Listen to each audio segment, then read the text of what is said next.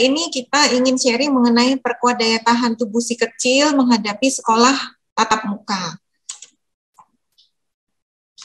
Ke latar belakangnya kenapa sih kita melakukan webinar ini? Karena dari bulan Maret tahun 2020, semua sekolah di Indonesia itu dilakukan penutupan. Jadi pada saat itu mulai masuk ke dalam pandemi, anak-anak yang kita anggap waktu itu adalah populasi rentan, itu dihentikan pembelajaran tatap muka. Jadi mereka harus melakukan pembelajaran jarak jauh atau online school. Nah, pada saat itu COVID itu sesuatu yang sangat kita takuti.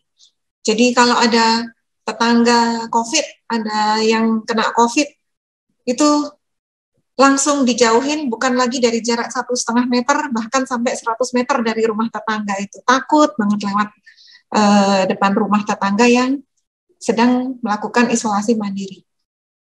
Tapi akhir-akhir ini COVID itu tidak lagi menjadi sesuatu yang semenakutkan seperti di awal-awal pandemi. Apalagi apabila kita lihat situasi COVID-19 di Indonesia, ini 2 hari yang lalu, tanggal 4 November, itu kasus aktifnya dan yang suspek sudah jauh menurun. Dari berjuta-juta penduduk Indonesia yang kena, yang terkonfirmasi dan sembuh, yang aktif sekarang tinggal 11.000 saja.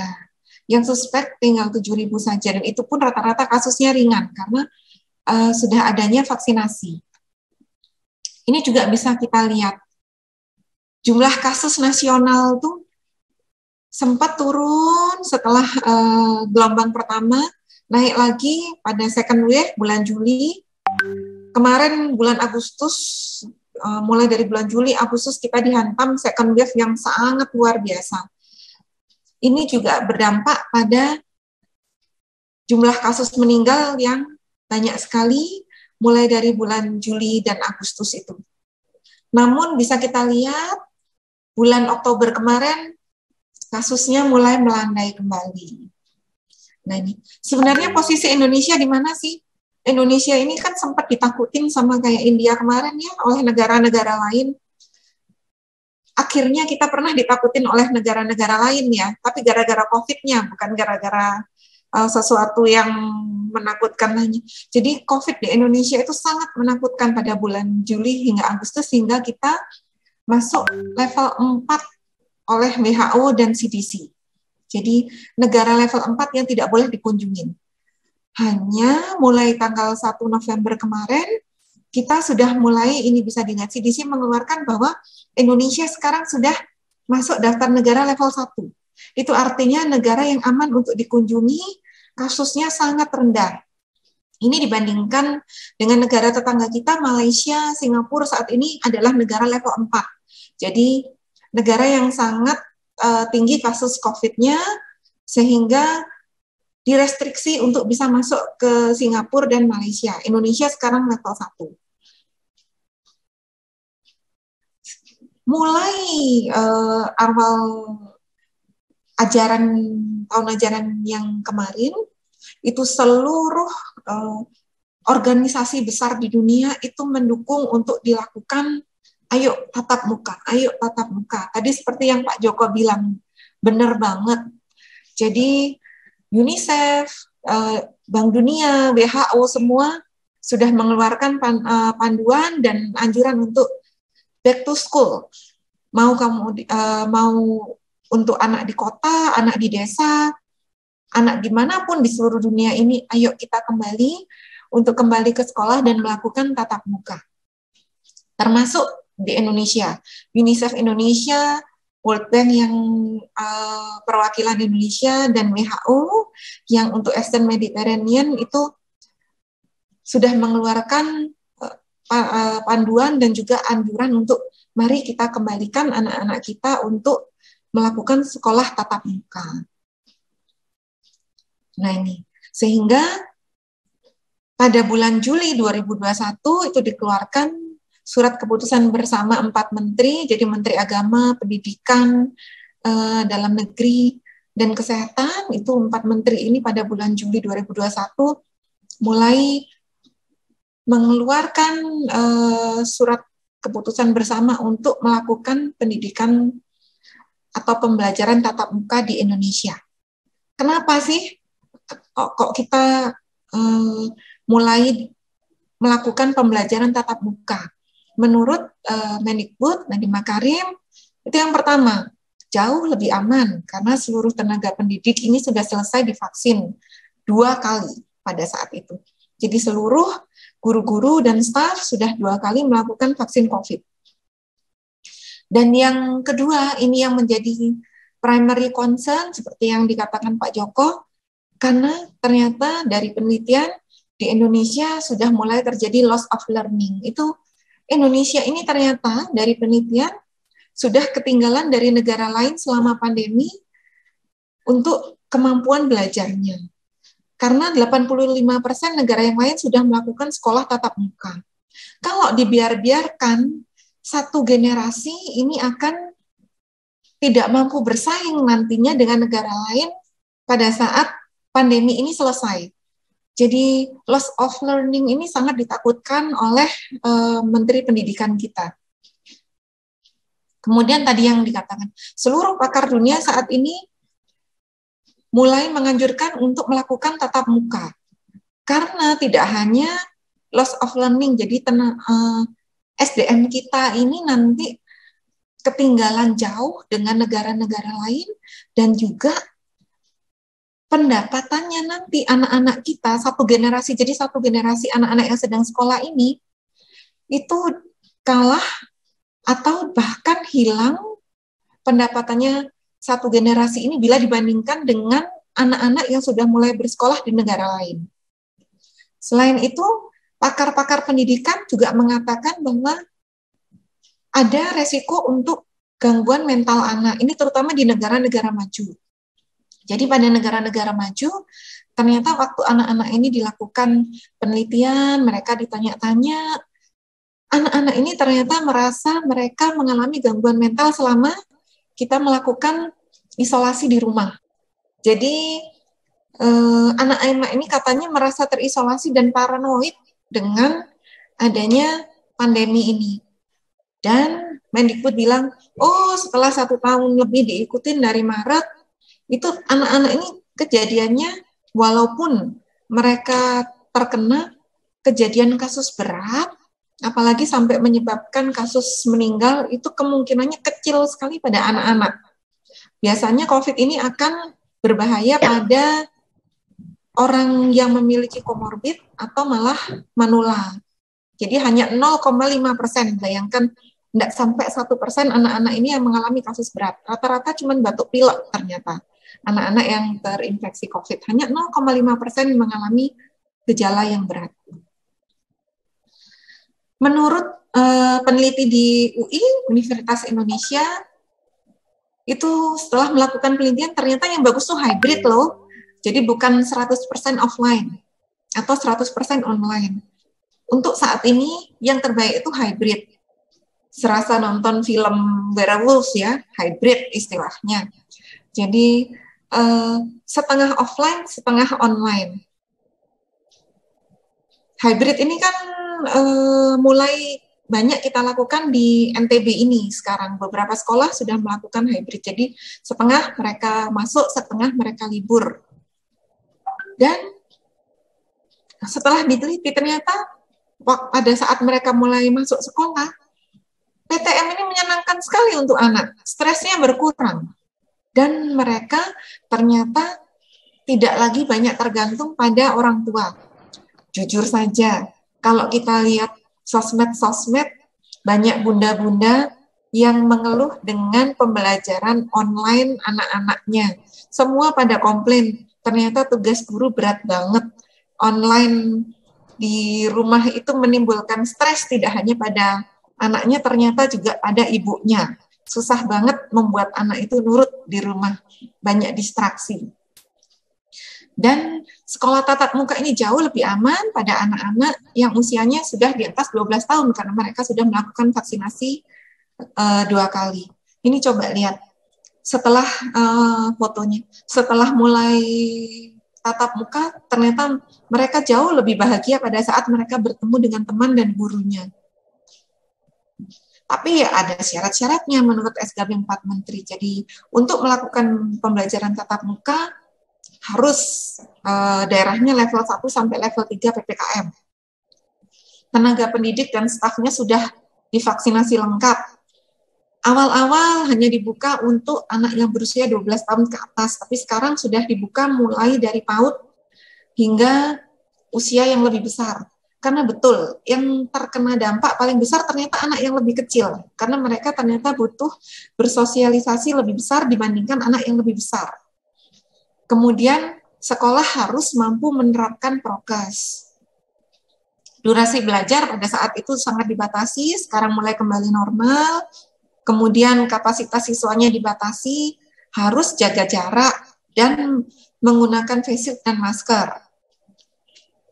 Ini. Sebenarnya apa saja sih yang harus kita persiapkan untuk anak-anak ini pembelajaran tatap muka?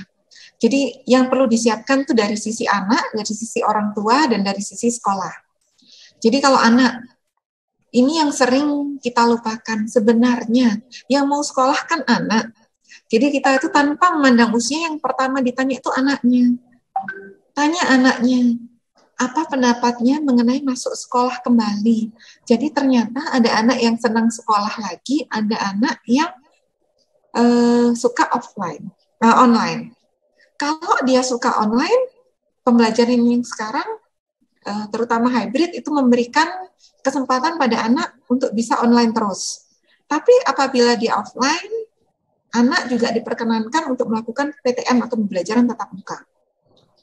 Kemudian, tanyakan apa yang anak ketahui tentang pandemi. Tidak seperti yang kita bayangkan, ternyata anak-anak ini sangat paham sebenarnya tentang pandemi. Apalagi, ini kalau ayah bunda ini biasanya tahu, kalau nonton Nastia, nonton Diana, nonton YouTube anak itu, ternyata role model anak-anak ini banyak memberikan pemahaman untuk anak-anak ini mengenai apa itu pandemi. Jadi mereka itu sebenarnya jauh lebih tahu daripada kita. Mereka sudah bisa cuci tangan, mereka pakai masker, ngerti apa itu corona, itu dari role model ini. Kemudian yang di atas 12 tahun, ini jangan lupa dilakukan vaksinasi. Anak ini jangan lupa diajarin prokes. Kan banyak istilah sekarang, ada 3M, 4M, 5M. Jadi mencuci tangan, kemudian memakai masker, menghindari kerumunan. Ini ya, segera ajarkan anak kalau pulang, segera taruh baju di tempat cucian, dan segera mandi setelah pulang dari sekolah. Mandi keramas ya, ini jangan masuk dulu putar-putar makan baru dia mandi. Jadi pulang dia harus segera mengganti baju dan segera mandi. Nah ini penelitian yang dilakukan di Indonesia. Jadi pada anak-anak yang ternyata kita tanya pada saat pandemi itu, lebih suka mana? Online apa offline? Ternyata mereka lebih suka offline. 83% anak itu suka offline. Karena ternyata mereka nggak terlalu ngerti dengan pembelajaran lewat online. Tidak seperti pada saat mereka melakukan pembelajaran langsung dengan gurunya. Kalau dengan gurunya mereka ternyata lebih paham, dan kalau ada yang tidak mengerti, mereka dengan lebih mudah bisa bertanya. Kemudian mereka ternyata punya peer group atau teman sohibnya mereka di sekolah, yang itu nggak bisa mereka lakukan pada saat mereka melakukan pembelajaran online. Kemudian yang lain lagi bilang, saya itu nggak bisa melakukan banyak hal yang sebelumnya bisa saya lakukan pada saat pertemuan tatap muka. Jadi sangat stres mereka, sampai jadi paranoid, sampai mereka khawatir sekali dengan apa itu COVID. Kemudian ini, yang nggak kalah penting, kesiapan orang tua. Yang parno lebih banyak orang tuanya, termasuk saya. Saya itu termasuk tim parno ortu ini. Jadi saya belum mengizinkan anak saya untuk bisa masuk untuk pembelajaran tatap muka, apalagi usianya masih sangat dini.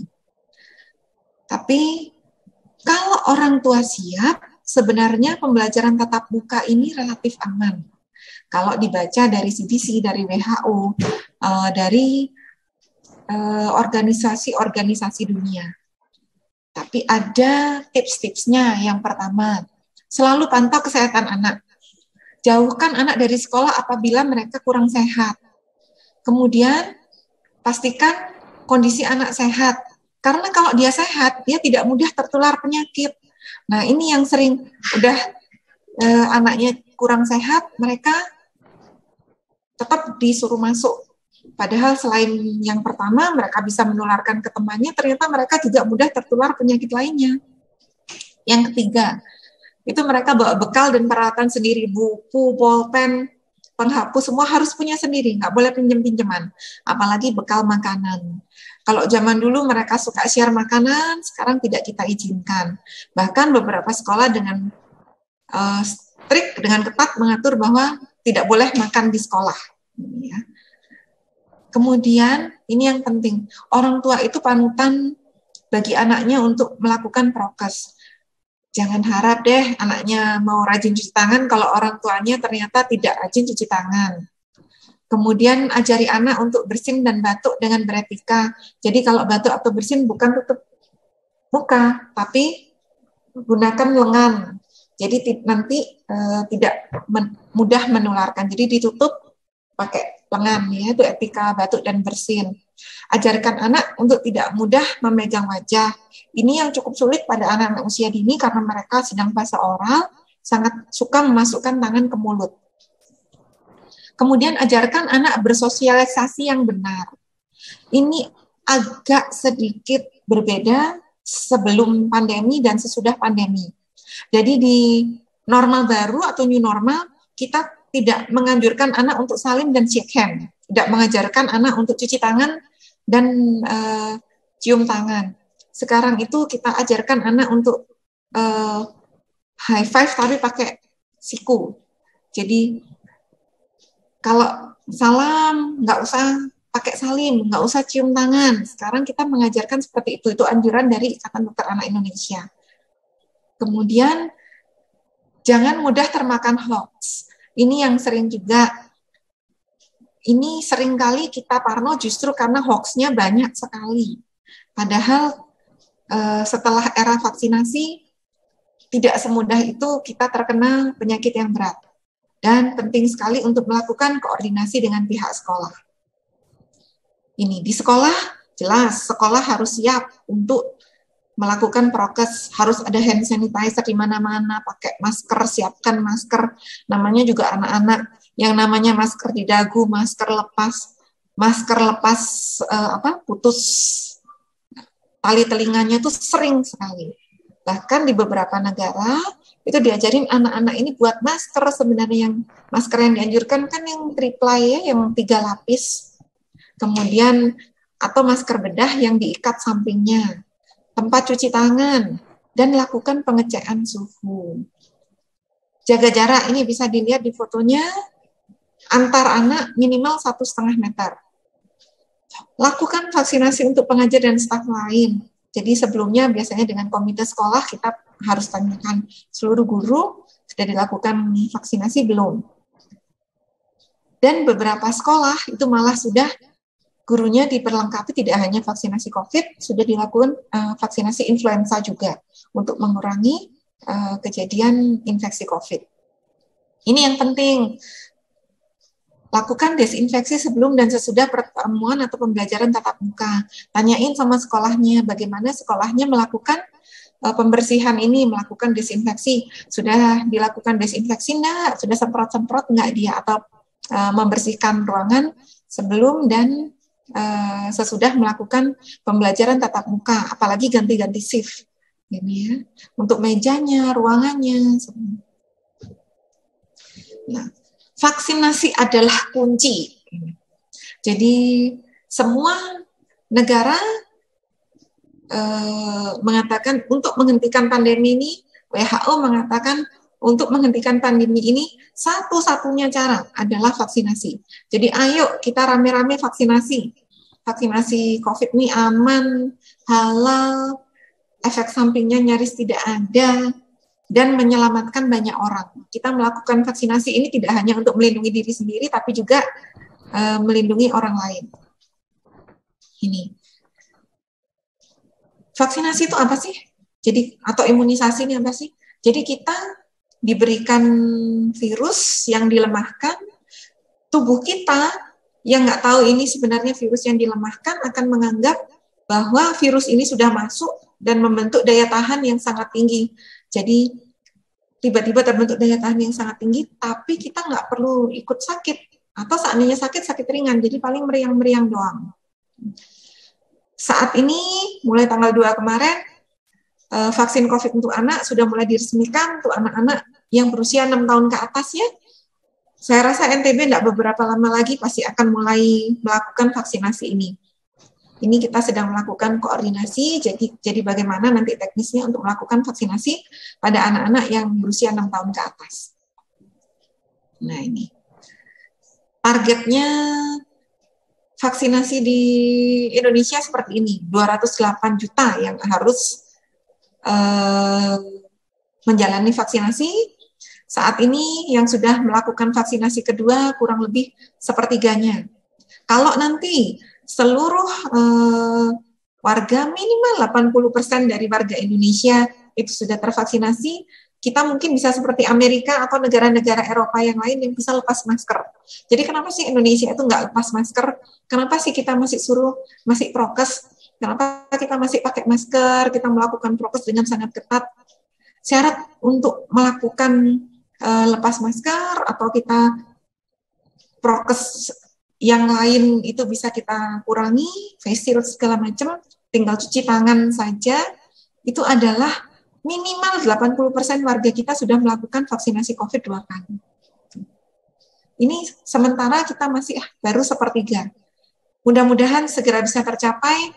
Jadi nanti kalau lihat Piala Euro yang kemarin, orang-orang di Eropa sudah bisa nonton sepak bola, teriak-teriak tanpa pakai masker lagi. Insya Allah di Indonesia nanti kalau kita banyak yang divaksin, 80% lebih, kita bisa melakukan hal yang sama. Lah bagaimana terus kalau anak yang belum bisa dilakukan imunisasi? Banyak nih anak yang belum bisa diimunisasi, yang umurnya di bawah 12 tahun, kemudian anak-anak yang ada efek samping yang ditakutkan untuk imunisasi. Yang pertama yang bisa dilakukan, lakukan vaksinasi dasar, minimal sekali lakukan vaksinasi dasar. Apalagi kalau bisa dilakukan vaksinasi tambahan. Yang kedua, mereka boleh tetap sekolah, tapi ingat jaga kesehatan. Kalau pas nggak sehat, jangan disuruh masuk. Yang ketiga, berikan makanan yang bergizi. Nah, salah satunya, tadi kan sudah banyak flyernya, berikan nutrisi yang baik, salah satunya dengan memberikan susu Morinaga. Jadi, salah satu nutrisi yang baik yang bisa diberikan untuk anak-anak ayah dan bunda. Apalagi dilengkapi dengan 3 jenis bakteri sehat dan makanan untuk bakterinya supaya bakteri sehat supaya anak-anak ini lebih sehat lagi. Yang berikutnya, anak-anak ini nggak boleh stres. Kalau stres, daya tahan tubuhnya menurun. Jadi bunda-bunda dimohon jangan cerewet-cerewet deh. Buat anak stres itu, kalau anaknya stres ternyata daya tahan tubuhnya nggak bagus nih, gitu. Kita kadang-kadang suka sama anak, apalagi kalau udah capek, ngomongnya yang harusnya 10 kata jadi 100 kata. Kemudian yang berikutnya, anak-anak ini kalau perlu saja kita berikan vitamin dan mikromineral. Kalau ternyata makanan anak kita itu sudah bervariasi, cukup vitamin dan mikromineralnya, ya nggak usah, apalagi sudah dikasih chill kit yang platinum, tambah mikromineral dan vitaminnya sudah tercukupi, dia nggak perlu nambah-nambahin yang lain-lain, gitu ya. Nah ini, anak yang dengan komorbid. Jadi komorbid ini sekarang semua orang sudah tahu apa itu komorbid. Komorbid itu penyakit-penyakit yang menyertai anak tersebut yang membuat anak itu mudah terkena infeksi. Jadi contohnya anak yang punya penyakit paru, jadi dia punya asma, dia punya kelainan paru, anak itu dengan cerebral palsy, anak punya kelainan jantung. Itu kalau mau bersekolah apa yang harus dilakukan? Yang pertama, vaksinasi dasar dan ini bukan atau. Jadi bukan vaksinasi dasar saja, dia harus diperlengkapi dengan vaksinasi tambahan yang lain. Jadi vaksinasi dasar itu artinya vaksinasi yang mampu diberikan oleh pemerintah. Vaksinasi tambahan itu yang harus ditambahkan oleh orang tua yang belum mampu diberikan oleh pemerintah. Terus yang kedua, jaga kesehatan anak. Caranya berikan makanan bergizi, lagi-lagi anak nggak boleh stres. Berikan vitamin dan mikromineral bila perlu. Dan yang paling penting, konsultasikan dengan dokter spesialis anak yang menangani anak tersebut yang tahu sejarah dan riwayat penyakit anak tersebut. Anak ini boleh sekolah nggak? Kalau anak ini dengan komorbid, tapi ternyata kondisinya baik-baik saja, tidak sedang-sedangan, tidak sedang mengalami penyakit akut, biasanya dokter spesialis anak akan mengizinkan anak tersebut bersekolah. Jadi akan dikeluarkan surat oleh dokter anak tersebut untuk gurunya bahwa anak ini boleh bersekolah dengan syarat bla bla bla bla bla. Itu ada sudah oleh dokter anaknya diberikan surat. Ikatan Dokter Anak Indonesia ini mengeluarkan rekomendasi imunisasi anak pada situasi COVID ini, apalagi mulai pembelajaran tatap muka. Di awal-awal pembelajaran tatap muka, IDAI atau Ikatan Dokter Anak Indonesia menentang keras, banyak ya waktu itu dokter-dokter anak yang menentang untuk melakukan pembelajaran tatap muka. Kenapa? Karena pembelajaran tatap muka dimulai pada saat pandemi sedang luar biasa gila-gilanya. Bulan Juli kan, pada saat itu Juli, Agustus, itu pemerintah minta melakukan pembelajaran tatap muka, padahal di Indonesia sedang mengalami second wave. Ya jelas dokter anaknya teriak-teriak semua. Lagi sedang tinggi-tingginya anak-anak ini disuruh masuk sekolah. Padahal coba anak mana sih yang bisa pakai masker lama banget? Anak kita itu senang pakai masker. Anak saya itu senang banget pakai masker. Kenapa? Karena dia disekap di rumah. Jadi pada saat dia keluar, dia dimaskerin, dipakein face shield, dibawain hand sanitizer. Jadi anak saya sekarang itu, begitu saya mengeluarkan masker, dia langsung diajak keluar. Jadi pakai masker itu senang banget. Dia bukan gara-gara ngerti kalau masker itu melindungi dari COVID, tapi dia mengerti kalau dipakein masker, itu berarti anak diajak jalan-jalan. Jadi masker itu untuk anak ternyata sangat menyenangkan sekarang.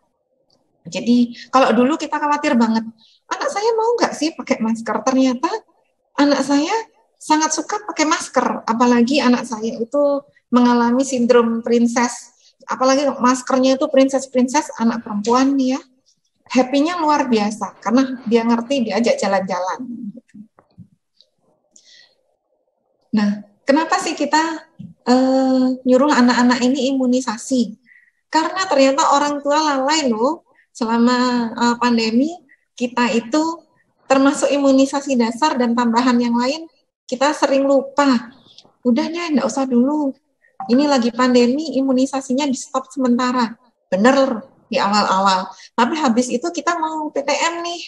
Anak-anak kita akan ketemu sama anak-anak lain. Jadi contohnya DPT. DPT itu mengurangi resiko kejadian batuk rejan atau batuk akibat difteri yang akan dengan mudah ditularkan pada saat anak-anak itu sekolah. Gitu. Jadi imunisasi rutin turun sampai hampir 60% pada saat kita mengalami pandemi. Padahal targetnya 90%. Kemudian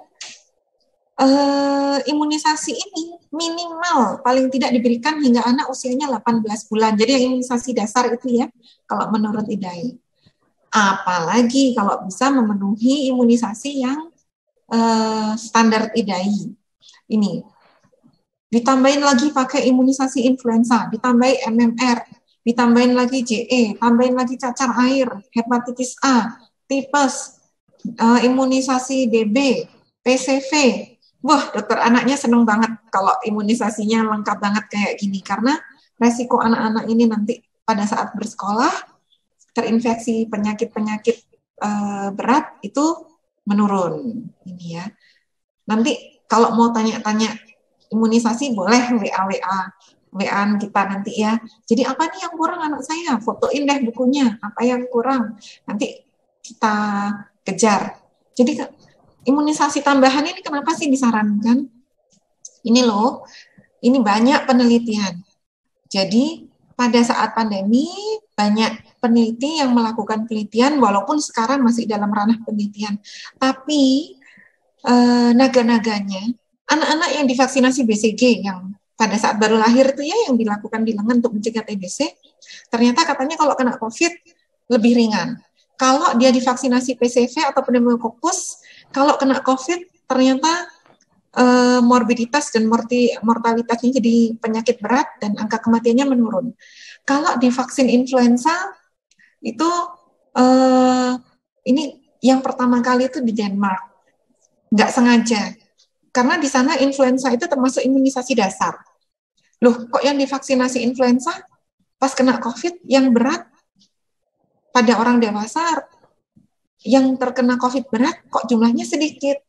Tapi yang belum vaksinasi influenza pada saat kena COVID kok berat banget. Ya, ini pada anak-anak masih dalam penelitian. Kalau anak-anak sama nggak? Tapi karena sudah banyak penelitian yang keluar, ternyata banyak orang tua yang rajin membaca, dia baca kalau yang divaksin influenza, kalau kena COVID, gejalanya ringan, rame-rame vaksin influenza, sampai sempat vaksin influenza rebutan. Jadi sempat kita kosong vaksin influenza karena para orang tua pada saat mau dilakukan pembelajaran tatap muka, rame-rame vaksin influenza anaknya. Ini ya. Lah, kalau sudah telat nih, karena kita kemarin masuk tim Parno-Parno sama kayak saya, bagaimana kalau ternyata jadwal imunisasi anak sudah terlanjur terlambat? Nggak usah khawatir, dokter akan melakukan imunisasi kejar. Jadi imunisasi kejar atau catch up itu kita buatkan jadwal baru untuk anaknya sesuai umurnya.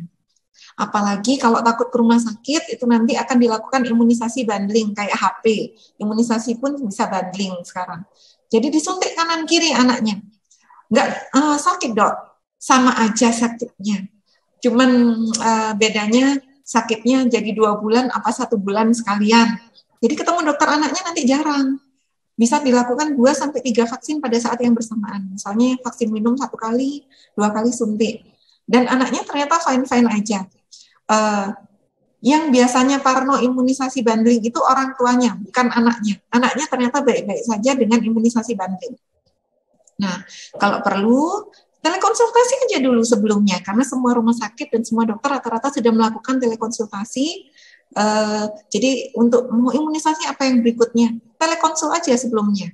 Atau ada beberapa rumah sakit yang sekarang sudah melakukan konsultasi WA. Jadi lebih mudah lagi, kita nggak usah buka-buka Zoom. Kita WA aja dokternya, dok ini jadwalnya begini-begini, saya mau bundling, bagaimana? Itu bisa sekarang.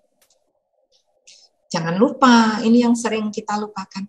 Pas imunisasi, dokternya itu juga periksa loh. Jadi evaluasi kesehatan anaknya dan tumbuh kembang anaknya. Jadi bukan cuma imun, nggak asal suntik tok. Kita itu juga menghitung berat badan, tinggi badan, anak ini sehat apa enggak, kita masukkan ke dalam kurva seperti ini kan biasanya anak-anaknya. Jangan sampai pada saat pandemi, kalau sebelumnya kami itu khawatir anak-anak itu kurang gizi, ternyata setelah pandemi anak-anak itu entah mengapa menjadi overweight dan banyak yang obes. Mungkin karena ibunya ikut WFH, ternyata ibu-ibu ini jadi berbakat memasak, sementara WFH di rumah, anak-anaknya pada overweight dan obes setelah hampir 2 tahun ini kita lakukan isolasi di rumah. Obesitas itu ternyata komorbid juga loh ya untuk COVID, jadi bukan hanya yang gizinya kurang. Sekarang gizi kurang nggak boleh, kelebihan nggak boleh, pokoknya harus baik-baik saja gizinya. Nah, sebagai kesimpulan, jadi ternyata COVID-19 ini mengubah dunia pendidikan secara dramatis. Yang dulunya kita bisa ketemu rame-rame, nyanyi bareng-bareng. sekarang harus online atau hybrid. Sekarang malah rencananya akan dilakukan tatap muka penuh dengan pembelajaran 100%. Jadi nanti akan lama di sekolah. Tahun ajaran baru ini orang tua itu harus memutuskan. Jadi orang tua di rumah itu dihadapkan pada pilihan dia mau mengutamakan kesehatan dan keselamatan anak, atau kita memperhatikan kesehatan mental anak sama mengurangi kejadian loss of learning tadi. Jadi ke depan anak kita ini nanti bisa bersaing nggak di dunia global tadi yang loss of learning itu. Karena negara lain pembelajarannya jauh lebih bagus dengan bahkan pada saat mereka melakukan online itu lebih baik dibandingkan kita di Indonesia. Mau nggak mau kita itu mengejar negara-negara lain supaya anak-anak kita nanti bisa bersaing di dunia global. Nah ini, kalau dulu kita bisa high five, kita bisa salaman, sekarang anak-anak diajarkan sentuhan lengan aja deh kayak gini, nggak high five lagi, gitu. Jadi mereka nggak boleh pegang-pegangan lagi. Jaraknya juga harus jauh-jauhan kayak gini. Dalam membuat keputusan yang tepat, jangan lupa tanyakan apa yang anak inginkan. Kalau dia nggak pengen, ya jangan dipaksa masuk. Kalau dia pengen masuk, mungkin orang tua yang harus merelakan untuk anak ini mulai bersekolah. Kemudian, jangan lupa lakukan review data COVID di tempat kita tinggal. Jadi di NTB, tanya deh sama dokter anak langganan, tanya sama pemangku jabatan. Jadi kejadian COVID di daerah sekitar kita, di sekitar sekolah anak kita bagaimana, tinggi atau tidak. Tanya sama gurunya, hadiri rapat sekolah, tanyakan apa yang perlu. Jadi wali murid dan murid yang terkena COVID, apakah kejadiannya cukup tinggi di sekolah kita. Kemudian bicarakan dengan dokter anak dan orang tua lain, bagaimana nih dengan komite biasanya ya, kita siap nggak nih untuk pertemuan tatap muka? Kira-kira sekolah kita siap nggak ya? Dan pada akhirnya, itu adalah keputusan orang tua. WHO mengatakan, percayakan, trust your gut, kalimatnya WHO. Jadi, percayalah keputusan Anda adalah keputusan yang terbaik. Dan jangan khawatir untuk mengubah keputusan sewaktu-waktu. Jadi sekarang kita mau PTM, nanti mau online lagi pada saat situasi berubah, itu sangat diperbolehkan. Justru kita diminta untuk mengubah keputusan sewaktu-waktu. Bahkan pemerintah Indonesia juga mengatakan bahwa keputusan orang tua itu adalah yang utama. Kalau nggak mau tatap muka, orang tua tetap diizinkan untuk melakukan pembelajaran jarak jauh. Itu ya. Terima kasih. Ini anak-anak yang happy, zaman dulu yang masih bisa peluk-pelukan. Semoga nanti kalau pandemi ini berakhir, kalau vaksinasi bisa menjangkau ke seluruh dunia dan pandemi bisa berakhir, anak-anak kita bisa seperti ini lagi. Jadi kesehatan mental mereka menjadi kembali seperti dulu, karena anak-anak ini perlu bersentuhan, ternyata perlu bahagia. Yang sekarang kita larang-larang. Padahal kalau secara otomatis lagi fase oral, anak itu suka memasukkan tangan ke mulut, suka pegang-pegang muka. Sekarang kita larang-larang nih. Gitu. Normalnya mereka sangat suka memasukkan tangan ke mulut, ya fase normal, apalagi pada anak-anak PAUD. Normalnya anak-anak ini begitu ketemu teman yang mereka sukai, mereka akan langsung deket-deketan, bisik-bisik. Bahkan pas saat ada kita orang tuanya kita yang merasa ditinggalkan karena mereka akan bertemu dengan teman atau saudaranya sangat enjoy. Itu sudah sifat anak-anak yang lebih besar. Sekarang kita harus melarang mereka untuk berdekat-dekatan dengan anak itu, malah orang tua yang galak, rentangan tangan, jaga jarak 1,5 meter. Ya. Ini rupanya berat juga untuk anak-anak kita. Terima kasih untuk ayah dan bunda, untuk tim dari Heron dan Morinaga yang sudah memberikan kesempatan sehingga kita bisa bertemu pada pagi hari ini. Kalau ada salah-salah kata, Mohon dimaafkan, pasti tidak sengaja itu. Untuk moderator, saya kembalikan. Mungkin dari saya, ini selanjutnya mungkin kita bisa lebih banyak diskusi saja. Baik, terima kasih banyak dokter. Sharingnya sangat bermanfaat sekali. Seperti kata dokter tadi ya, semoga bisa segera minimal 80% ya, supaya bisa nggak pakai masker lagi. Oke, nah penjelasan yang sangat mencerahkan ya Ayah dan Bunda, dan saya juga lihat di kolom chat sudah banyak sekali pertanyaan yang masuk, yang semoga nantinya bisa terjawab semua ya oleh Bu Dokter. Nah, sebelum kita masuk ke game dan kuis nanti, kita simak dulu ya sama-sama penyampaian materi dari Bapak Reza Fernandes. Kepada Pak Reza, saya persilakan. Oke, terima kasih Mbak Meli atas kesempatannya. Sebelumnya selamat pagi ayah bunda yang ada di rumah masing-masing. Mungkin ada juga yang beberapa yang lagi sedang bekerja ya ayah bunda semuanya. Sebelumnya juga selamat pagi juga untuk Bu Dokter Desi. Sudah menyempatkan hadir Bu Dokter. Selamat pagi Bu Dokter. Semoga selalu sehat untuk ayah bunda dan Bu Dokter dimanapun berada. Oke, izinkan di sini Reza untuk mempresentasikan sedikit ya terkait produk dari Morinaga itu sendiri. Tadi untuk ayah bunda sendiri mungkin yang sudah nyimak banyak nih presentasi yang sudah disampaikan oleh Bu Dokter Desi nih terkait vaksin ini adalah sebuah kunci ya. Jadi semua ayah bunda yang punya anak di rumah ini khususnya semuanya harus sudah vaksin ya bunda. Untuk yang usia 6 tahun ke atas sudah mulai bisa divaksinkan. Untuk usia 6 tahun ke bawah mungkin bisa dipakai vaksin influenza ataupun vaksin sejenis lainnya seperti itu. Dan tadi juga lumayan banyak yang bertanya-tanya, praktek dokter Desi di mana sih? Praktek dokter Desi di mana nih? Nah, untuk praktek dokter Desi sendiri, dokter Desi ada di Rumah Sakit Siloam dan juga ada di Apotek Airi Pharma ya, dokter Desi ya, ada di Jalan Panji Tilar. Mungkin Bapak Ibu sekalian yang mungkin membutuhkan untuk konsultasi dan lain sebagainya, bisa langsung ke praktek dokter Desi. Dan untuk Bapak Ibu sekalian yang ingin membeli susu gitu ya, Bapak Ibu sekalian kan punya anak nih. Nah, kami sarankan dari tim Morinaga bisa membelinya di Heron Baby Shop. Kenapa harus Heron Baby Shop? Karena yang pertama harganya itu jauh terjangkau, jauh lebih murah dibandingkan dengan toko-toko lain. Di samping itu, untuk Heron Baby Shop juga kelengkapannya paling lengkap dibandingkan toko-toko lain. Dan yang ketiga, yang pastinya hadiah-hadiahnya, promo-promonya pasti paling kenceng yang ada di Mataram. Seperti itu. Seperti yang disampaikan oleh Dr. Desi terkait dengan nutrisi yang harus dilengkapi oleh anak, di sini izinkan saya, Reza Fernandes, selaku bisnis representatif untuk area Nusa Tenggara Barat ingin menyampaikan terkait Morinaga Growing Up Milk. Jadi, susu untuk susu pertumbuhan untuk anak usia 1 hingga 12 tahun.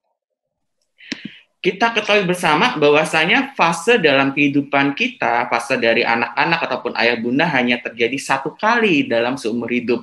Dan di sini peran ayah dan bunda sangat penting ya, khususnya bagaimana sih peran ayah bunda ini untuk menciptakan good nutrition dan good stimulation untuk anak-anak yang ada di rumah masing-masing. Dan di sini Morinaga akan menjelaskan apa sih kandungan-kandungan yang terkandung dalam produk Morinaga khususnya untuk susu pertumbuhan usia 1 hingga 12 tahun dan apa sih Morinaga ini berperan apa untuk good stimulation untuk anak-anak yang ada di rumah. Dan di sini izinkan untuk Morinaga Chilkit Moricare Sigma Triple Bifidus mendapatkan survei by Infobrand menjadi produk pertama di Indonesia sebagai susu pertumbuhan dengan sinergi probiotik triple bifidus dan prebiotik GOS. Seperti yang tadi Dr. Desi sudah jelaskan, bahwasanya kandungan dari Morinaga sendiri sudah breve. Yang tujuannya apa? Untuk menciptakan kinerja daya tahan tubuh yang lebih kuat lagi tentunya. Dan di sini adalah kandungan yang sangat lengkap dari produk Morinaga. Kita ada 3 kandungan utama Bapak Ibu sekalian, di mana kita ada kecerdasan multitalenta dengan adanya brain care. Kita sudah dilengkapi dengan AA dan DHA, jika dibandingkan dengan produk kompetitor kita yang masih paling tinggi untuk AA dan DHA, dan juga sudah dilengkapi pula dengan alfa-laktabumin. Alfa-laktabumin ini berguna untuk mengatur pola tidur pada anak ya, khususnya anak-anak yang mungkin masih sangat pola tidurnya masih sangat jarang ya untuk tidur siang dan lain sebagainya. Lalu yang kedua, keunggulan dari produk Morinaga adalah pertahanan tubuh ganda nih. Kita sudah ada body defense, yaitu kelengkapan dari lactoferrin. Kita sudah dilengkapi dengan simbiotik ya, gabungan antara probiotik triple bifidus dan prebiotik GOS, di mana perannya adalah untuk menjaga daya tahan tubuh yang semakin lebih kuat. Dan yang ketiga, pastinya ayah dan bunda menginginkan anaknya tumbuh ke atas seperti itu ya. Dengan tambahan tumbuh kembang optimal, body growth dengan kelengkapan high calcium dan vitamin D, serta dilengkapi dengan 15 vitamin dan 9 mineral. Dan juga sudah dilengkapi dengan OPO dan beta palmitat. Ini adalah rangkaian produk dari Morinaga sendiri. Kita ada 2 series ayah dan bunda, ada series yang platinum dan ada yang series gold nih. Dan keduanya ini sangat mudah ditemukan ketika ayah bunda berbelanja di Heron Baby Shop pastinya. Di sini ada di platinum sendiri kelengkapan utamanya kita ada Moricare Sigma Triple Bifidus ya ayah bunda. Jika dibandingkan dengan Morinaga Gold yang belum dilengkapi dengan Moricare Sigma Triple Bifidus, hanya saja kelengkapan nutrisi keduanya sangat dibutuhkan anak, ayah, dan bunda di kondisi pandemi saat ini. Nah, kita sudah jelaskan nutrisi-nutrisi yang sudah lengkap yang ada di produk Morinaga. Lantas, peran Morinaga untuk menciptakan good stimulation. Tadi kita sudah bahas mengenai good nutrition, dan yang kedua terkait good stimulation. Ternyata Morinaga sudah memberikan pembekalan nih ayah dan bunda dengan adanya aplikasi bernama Morinaga Multiple Intelligent Play Plan. Jadi ayah dan bunda bisa mengaksesnya melalui morinagaplatinum.com/id/MIPP. Tujuan dari adanya aplikasi di sini, ayah bunda dapat mengetahui nih bagaimana sih kecerdasan dari si kecil, apakah si kecil memiliki kecerdasan motorik, kinestetik, dan lain sebagainya. Ayah bunda bisa mengetes nih melalui aplikasi bernama Mi Play Plan. Dan yang kedua pastinya untuk mengasah stimulasi agar ide-ide bermainnya juga semakin lebih banyak nih ayah dan bunda.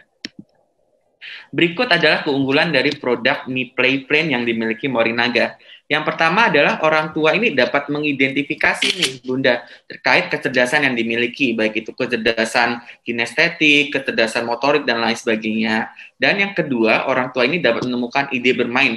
Pastinya anak-anak ayah dan bunda di rumah kan lumayan banyak nih hadiah-hadiah, dan seringkali si kecil kadang-kadang sering bosen, ibu saya bosen nih mainan ini terus, dan lain sebagainya. Dan dengan tambahan Mi Play Plan ini, ayah dan bunda bisa menambahkan nih variasi mainan-mainan baru dengan adanya aplikasi, dan ayah dan bunda juga bisa mengetahui nih stimulasi yang tepat untuk anak yang mungkin memiliki kecerdasan kinestetik ini harusnya diapain, di stimulusnya harusnya gimana sih, dan lain sebagainya. Nanti ayah dan bunda bisa mengaksesnya di My Play Plan.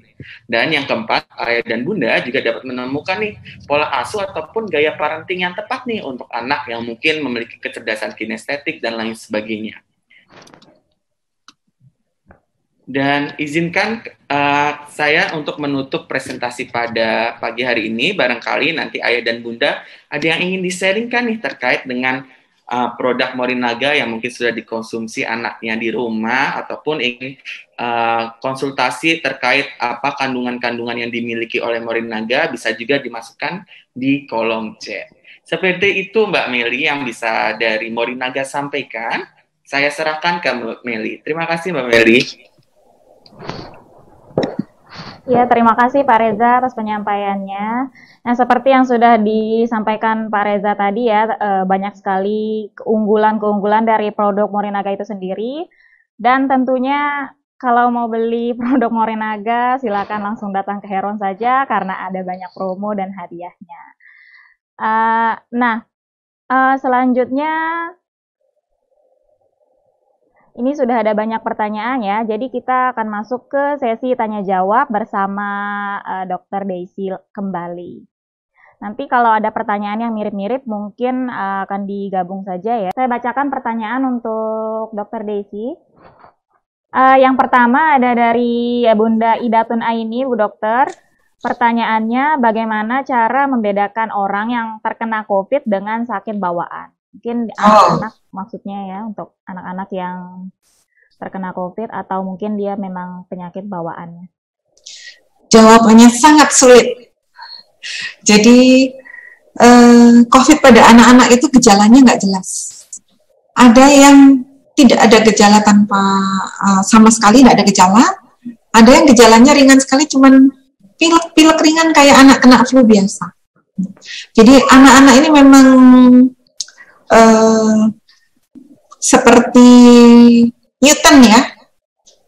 Kalau di film-film kalau kena COVID tuh, mereka tuh kuat sekali dengan virus COVID ini.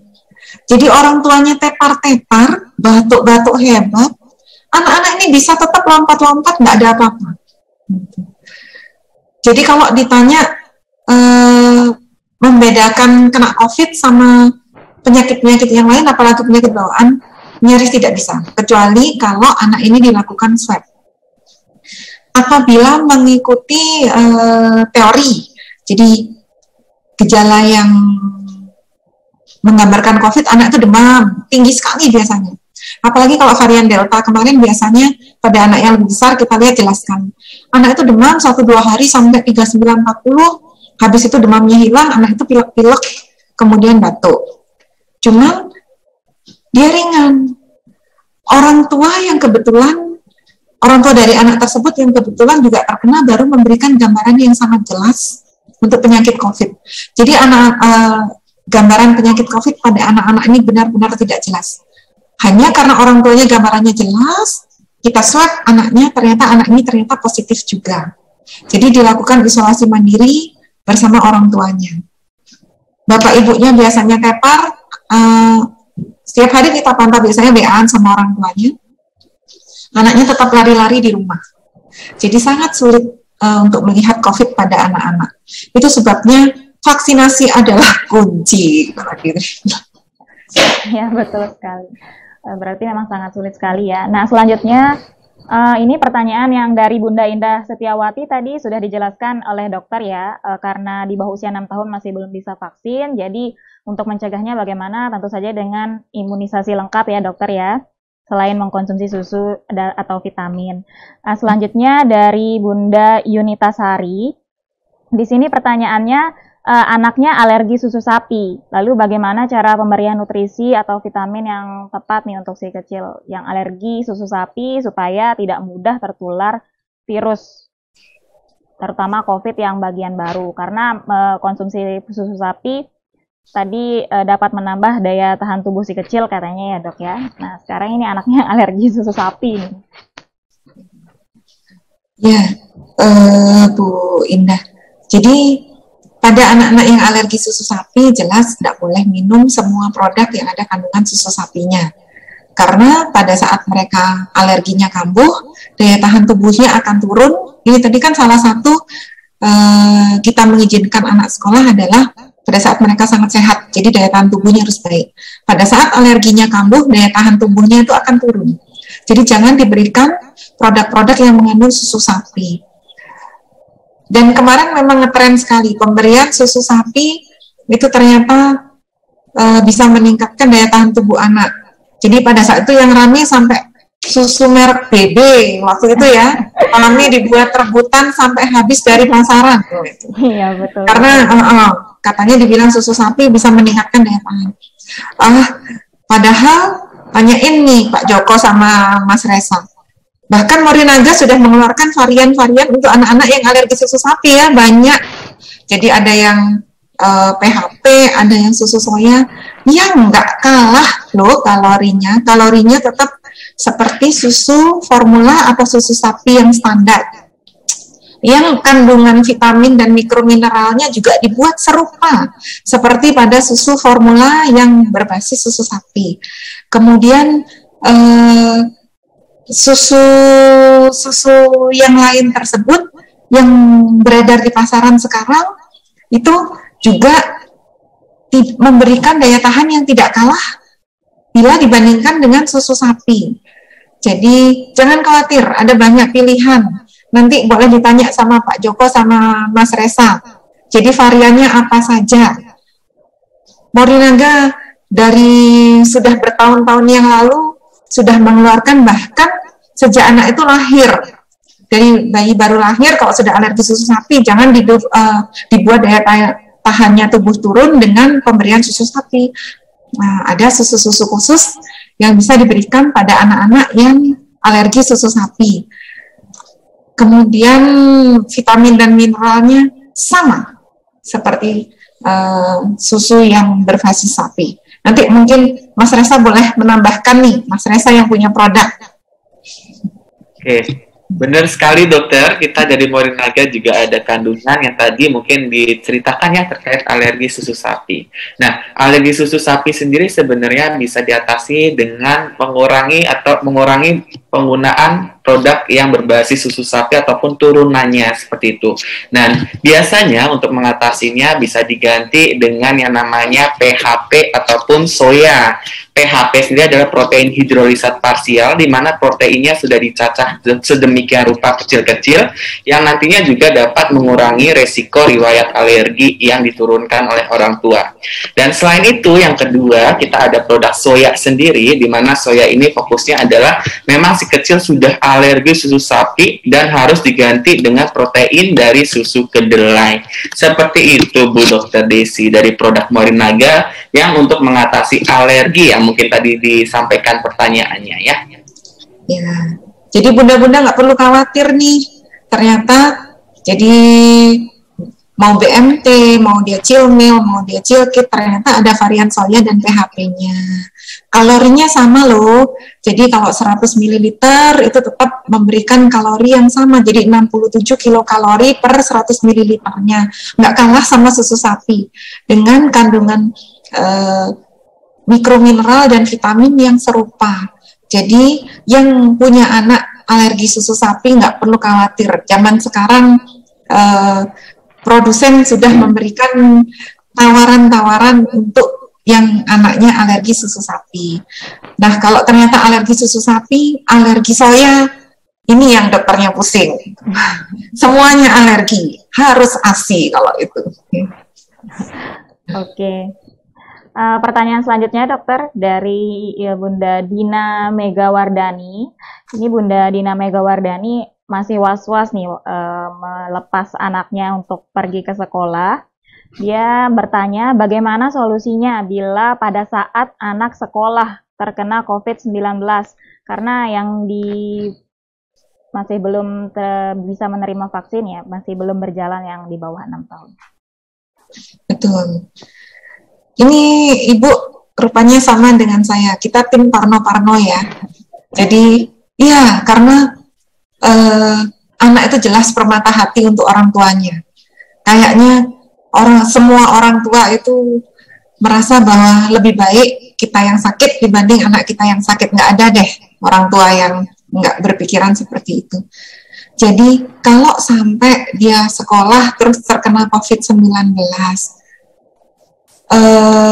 was-was untuk mulai pembelajaran tatap muka itu pasti. Itu sebabnya tadi dibilang bahkan tidak seorang menteri pun tidak bisa memaksa satu orang tua pun untuk melarang anaknya sekolah pembelajaran tatap muka. Tadi dibilang dikembalikan lagi sama orang tuanya. Menteri pun tidak bisa maksa anak kita untuk sekolah, gitu ya. Jadi kita yang paling berhak untuk menentukan anak kita itu sudah siap sekolah atau belum. Seandainya tetap kena sudah mulai sekolah. Tadi ini kan pertanyaannya bagaimana bila dia terkena COVID-19. Sekarang kami sudah mulai lebih paham mengenai COVID-19, tidak seperti pada awal-awal pandemi. Jadi ternyata pasien-pasien kami yang terkena COVID-19, bahkan kalau mau dibilang, dari pasien-pasien saya lebih dari 80% anak ini ternyata sudah pernah terkena infeksi COVID-19. Hanya sedikit, jadi mungkin sekitar kalau dari pasien yang terkena yang kami lakukan swab kemarin, itu hanya tidak sampai 5% yang mengalami gejala berat yang sampai harus rawat inap. Rata-rata kami lakukan isolasi mandiri di rumah, kami pantau, diberikan obat-obatan, hanya 5% iya, memang ada yang sampai kami rawat. Jadi Sekarang kami sudah mulai lebih mengerti mengenai COVID-19. Kan dulu penyakit baru ya, bahkan dokternya pun bingung pada saat Maret 2020, kami belum terlalu tahu mengenai COVID-19. Sekarang kami sudah mulai mengerti, kami sudah mulai lebih bisa mengatasi seandainya anak tersebut kena, jadi nggak usah terlalu khawatir. Kalau dulu bahkan sampai dirahasiakan kalau anaknya kena COVID, kalau keluarganya kena COVID, sekarang malah, ayo deh, malah cepat diajak berobat. Jangan nunggu gejala berat. Gejala ringan ternyata kalau kita obati dengan cepat, anaknya itu tidak sampai jatuh ke gejala berat. Jadi kalau malah yang kami rawat ternyata itu yang datangnya telat istilahnya, atau yang punya komorbid. Itu yang 5% itu rata-rata punya komorbid semua. Yang nggak punya komorbid rata-rata dia gejala ringan. Jadi kalau datangnya dini, itu kami melakukan intervensi dini, rata-rata anak-anak ini hasilnya baik sekali dan sembuh dengan baik tanpa gejala tambahan. Mungkin begitu ya Bu ya. Oke.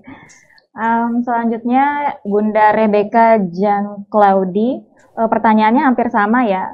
Jadi kita lewati saja karena hampir sama seperti pertanyaan yang tadi, apakah bagaimana anak yang belum menerima vaksin, jadi harus imunisasi lengkap dan makan makanan yang bergizi juga ya. Lalu di sini Bunda Acilvina, anaknya masih PAUD nih, tapi guru juga sudah divaksin. Daya tahan tubuh, setiap bulan anaknya batuk pilek nih dokter. Jadi bagaimana nih, apa anaknya belum lengkap imunisasinya atau bagaimana Bunda Acilvina?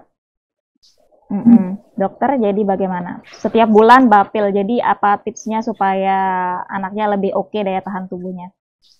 Ya. Jadi kalau anak tiap bulan batuk pilek itu biasanya anak-anak yang berbakat alergi, Bu. Batuk pilek ini harus dibedakan pada anak-anak. Kalau dia batuk pileknya karena alergi, itu biasanya kita suruh melakukan penghindaran. Jadi hindari alergennya. Anak ini biasanya kita suruh tes alergi. Jadi kalau sudah tahu alerginya apa, itu biasanya kita suruh melakukan penghindaran. Jadi yang menyebabkan alergi itu dihindari. Contohnya, di rumah ternyata pelihara kucing, di rumah ternyata ayahnya merokok. Ini yang paling sering loh ya. Jadi setiap dokter anak rata-rata kalau ini bulan lalu datang batuk pilek, bulan ini datang batuk pilek lagi, itu biasanya kita tanya, bapaknya ngerokok enggak? Yang paling sering rata-rata adalah bapaknya ternyata perokok. Gitu. Dan sayangnya kita sudah sering bilang, Pak jangan merokok dong. Dia selalu bilang susah Bu Dok. Nah, ini yang biasanya menyebabkan anaknya sering batuk pilek. Terus binatang-binatang peliharaan, debu. Jadi tungau debu rumah ternyata adalah penyebab paling sering untuk batuk pilek pada anak. Ini harus dihindari. Kalau enggak, anaknya tiap bulan akan batuk pilek. Kemudian berikan nutrisi seimbang. Jadi sudah tahu kayak tadi, alergi susu sapi ya jangan dikasih es krim. Jangan diberi keju. Itu kan produk-produk susu sapi. Semua turunan susu sapi jangan. Itu lakukan penghindaran sampai 6 bulan, biasanya kita lakukan re-challenge, jadi dicoba lagi. Biasanya alergi susu sapi hilang dalam 6 bulan hingga 1 tahun. Dia biasanya tidak bertahan seumur hidup. Jadi alergi susu sapi itu jarang yang seumur hidup. Biasanya 6 bulan sampai 1 tahun, setelah kita lakukan penghindaran, kita suruh nyoba lagi, biasanya mulai menghilang. Akan menghilang seiring usia. Kemudian jelas vaksinasi. Yang belum, walaupun masih dalam ranah penelitian, itu biasanya kita minta anaknya melengkapi imunisasi. Jadi imunisasi dasar DPT itu akan mengurangi kejadian infeksi paru berat. Imunisasi PCV itu akan mengurangi kejadian pneumonia atau radang paru pada anak-anak yang mengalami infeksi COVID. Jadi pada saat infeksi COVID, habis itu, COVID kan virus ya, ternyata anak itu mudah dihinggapi bakteri, salah satunya PCV ini. Awalnya padahal COVID biasa, tapi jadi pneumonia bakterial. karena ternyata anaknya tidak diimunisasi PCV sebelumnya. Mungkin ayah bunda perlu tahu bahwa kita di NTB itu adalah provinsi dengan kejadian PCV terbesar di Indonesia. Jadi infeksi pneumokokus terbesar di Indonesia. Itu sebabnya saat ini mungkin bisa disebarluaskan bahwa sedang dilakukan imunisasi PCV gratis khusus hanya untuk NTB. Jadi nggak semua Indonesia. Di NTB kita sedang melakukan imunisasi PCV gratis di puskesmas. Karena memang NTB itu kejadian infeksi pneumokokus tertinggi se-Indonesia. Jadi bisa datang ke puskesmas untuk mendapatkan imunisasi PCV gratis, ya. Kemudian jelas, tadi kan penelitian malah memperlihatkan imunisasi influenza bisa menyebabkan kejadian kalau sampai kena COVID, imunisasi dia ringan, jadi nggak sampai infeksi berat. Nutrisi jelas imunisasi yang lengkap, proteinnya harus tinggi. Kalau nggak bisa dapat dari susu sapi, sebenarnya yang paling gampang protein tinggi ya kita dapatkan dari susu. Tapi kalau memang nggak bisa, berikan protein-protein dari sumber hewani yang lain. Kita pengennya kan sumber hewani ya, itu yang tinggi. Kemudian suplementasi yang dianjurkan saat ini kan mungkin sudah pada dengar, sudah pada hafal. Jadi zinc, vitamin D3, kemudian anak-anak ini kita perlengkapi dengan vitamin C juga ya, vitamin E, itu vitamin-vitamin. Kalau anaknya nggak doyan makan nih, gimana caranya? Anaknya susah makan, GTM, yaitu berikan suplementasi vitamin. Suplementasi itu tidak wajib, hanya pada anak-anak yang gizinya kurang, anak ini picky, anak ini pilih-pilih makanan, ya diberikan suplementasi. Jadi yang ada kandungan zinc, vitamin C, vitamin D3, itu nggak boleh nyebut merek nih gitu, pada hari ini. Tapi yang isinya ada vitamin-vitamin atau mikro mineral itu ya. Mungkin itu Mbak Meli. Oke. Nah, sepertinya untuk sesi tanya jawab akan segera habis waktunya nih dokter. Tapi satu lagi pertanyaannya dok ya. Jadi ini ada yang bertanya, karena untuk PTM sudah mulai aktif ya, takutnya kan ada kasus lagi nih. Nah, katanya yang dianjurkan untuk anak 6-12 tahun itu vaksin Pfizer menurut bunda ini. Tapi sementara yang di Kota Mataram belum tersedia vaksin Pfizer. Apa memang benar vaksin tersebut yang dianjurkan untuk anak atau apakah dosisnya juga sama dengan dewasa? Iya, jadi kalau kita memang yang rame, yang lagi rebutan kan vaksin Pfizer ya. Kenapa? Karena penelitiannya paling lengkap. Jadi rata-rata kita, jadi ayah bunda di sini baca penelitiannya memang dilakukan kalau tidak oleh Pfizer, oleh Moderna. Jadi kebetulan ini vaksin-vaksin mRNA yang berbasis di Amerika, penelitiannya dia kuat sekali. Jadi Pfizer dan Moderna dikatakan sangat aman untuk anak-anak 6 tahun ke atas. Itu penelitiannya seperti itu memang. Tapi bukan berarti paling bagus vaksin Pfizer. Tapi yang sudah dilakukan penelitian itu memang Pfizer dan Moderna. Jadi itu sudah ada penelitiannya, Pfizer sampai dengan bangga mengatakan sangat aman. Untuk ibu menyusui sangat aman. Bahkan pada saat dia menyusui ada antibodi yang terlepas di ASI ibunya, itu bisa memberikan perlindungan untuk bayinya. Itu Pfizer sampai berani mengatakan seperti itu.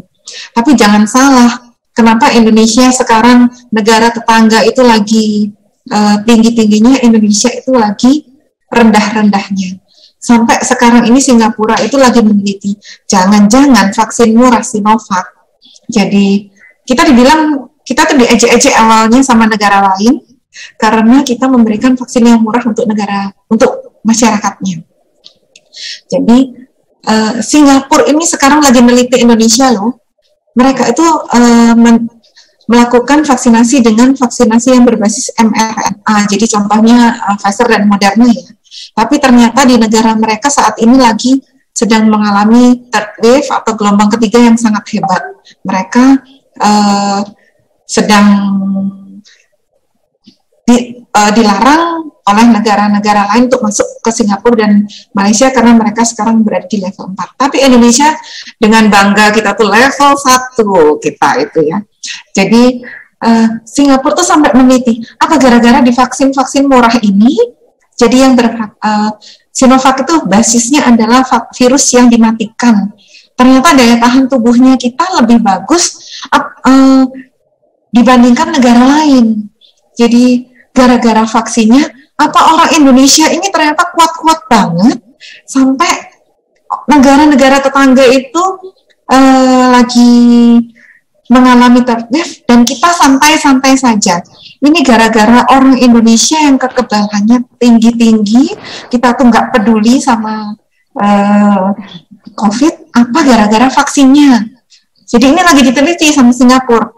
Kalau ternyata gara-gara vaksinnya kita, yang murah itu yang kemarin-kemarin kita sempat diajak oleh negara-negara lain, sampai nggak diakui, mau umroh nggak boleh, mau ke negara lain nggak boleh, gara-gara vaksinnya Sinovac. Coba, banyak kan negara lain yang melarang warga negara Indonesia masuk ke negara lain, gara-gara vaksin kita tidak berbasis mRNA. Tapi sekarang mulai diteliti, apa nggak gara-gara vaksinnya itu ya, yang vaksin dibilang murah, itu ternyata daya tahan tubuh kita jauh lebih baik gitu. Tapi habis ini jangan habis itu wah Indonesia ini kita gara-gara vaksin murah kita lebih ini daya tahannya, belum tahu nih, tadi diteliti masih ini gara-gara kita vaksin murahnya itu daya tahan tubuhnya lebih baik apa enggak, apa kebetulan aja kita belum kena third wave gitu ya.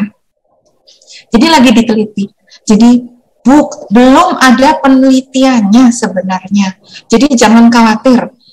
Yang baru ada penelitiannya adalah Sinovac ini ternyata, atau Sinopharm atau Coronavac sering dibilang ya, itu sangat aman. Itu sebabnya efek sampingnya juga sangat rendah. Itu sebabnya diberikan pada masyarakat kita, terutama yang sekarang direkomendasikan bahkan oleh IDAI kan Sinovac ini ya, atau Coronavac. Jadi efek sampingnya tuh rendah banget. Makanya orang tua itu biasanya mau dia halal, efek sampingnya rendah, efektif. Itu makanya orang tua itu mengizinkan anaknya untuk divaksin dibandingkan kalau diberikan vaksin, ada vaksin mRNA. Jadi contohnya Moderna. Kalau divaksin anaknya tuh demam tinggi loh. Terus habis itu demam tingginya itu sampai di atas 40 derajat loh kadang-kadang. Anak itu kemudian batuk pilek loh setelah divaksin, lengannya sampai nggak bisa gerak, saking tingginya reaksi lokal pada lengan yang disuntikkan. Sementara kalau Sinovac atau Sinopharm, efek sampingnya ini rendah sekali. Jadi orang tua tuh biasanya, oke, siapa coba orang tua yang rela anaknya mengalami efek samping vaksin yang tinggi. Jadi karena pilihan-pilihan itu, IDAI dan pemerintah Indonesia itu sekarang yang dianjurkan atau yang disebarluaskan itu adalah Coronavac atau Sinovac, bukan Pfizer. Mana yang lebih bagus nggak tahu, masih lagi penelitian pada anak-anak. Untuk yang di bawah 12 tahun aja masih belum ada panduannya kok, habis diteliti baru ada panduannya, baru yang di atas 6 tahun baru akan kita vaksinasi. Sekarang belum, 12 tahun ke atas yang kita vaksinasi. Mungkin itu ya, pokoknya nanti kalau sudah mulai ada panduannya 6 tahun boleh vaksinasi, ayo vaksin, efek sampingnya rendah banget. Dan kita dibilang, coba baca di berita-berita atau koran-koran Singapura, kita tuh dibilang hebat banget karena kita belum terwave nih, gitu ya. Mudah-mudahan enggak, jangan sampai. Iya, mudah-mudahan enggak.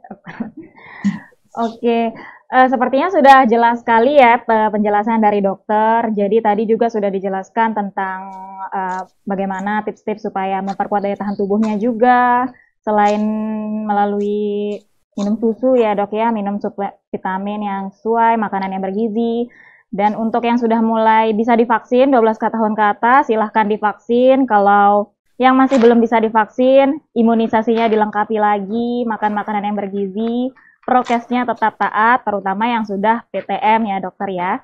Nah, ini ada beberapa juga pertanyaan yang masih belum bisa terjawab ya dokter karena terbatas waktunya. Mungkin ini ada juga beberapa pertanyaan yang terkait dengan Morinaga, khusus Morinaga ya tentang produknya. Mungkin nanti bisa langsung di WA ke Pak Reza atau mau konsultasi ke dokter, mungkin juga bisa langsung dihubungi nanti kontak dokternya. Nanti mungkin bisa diberikan ya. Tidak terasa ini kita sudah jam 12 siang ya, dan artinya acara kita juga akan berakhir sebentar lagi. Sekali lagi saya ucapkan terima kasih banyak kepada Dr. Desi. Materi yang disampaikan hari ini benar-benar sangat bermanfaat sekali. Lalu terima kasih juga kepada Bapak Joko Wiharto selaku Regional Sales Promotion Head wilayah Bali dan Nusa Tenggara. Lalu Pak Reza juga terima kasih. Dan Ibu Ailiana perwakilan dari Heron Supermarket Ibu dan Anak. Terima kasih atas kehadirannya pada webinar pagi hingga siang hari ini. Terima kasih juga kepada Ayah dan Bunda yang atas antusiasnya mengikuti webinar pagi ini, sudah menyempatkan hadir. Mungkin masih ada yang bekerja juga ya di hari Sabtu ini. Nah, semoga semua yang hadir di sini mendapatkan manfaat dari acara yang kami selenggarakan ya. Nah, baik, untuk menutup acara hari ini, mari kita berdoa menurut agama dan kepercayaan kita masing-masing. Berdoa mulai.